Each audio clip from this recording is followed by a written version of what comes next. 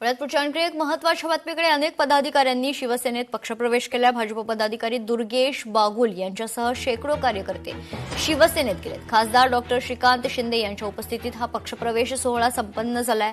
मराठी माणसाच्या अस्मितेसाठी शिवसेनेत पक्षप्रवेश केल्याची प्रतिक्रिया दुर्गेश बागुल यांनी दिली आहे। आणि त्यांच्याबरोबर साधारण हे शेकडो कार्यकर्ते आज शिवसेना पक्षामध्ये प्रवेश करत आहेत। पूनम दुर्गेश बागुल, सुशाली निकम, निलेश शेवाळे, रमेश बागुल, जयेश राऊत, दत्ता निकम।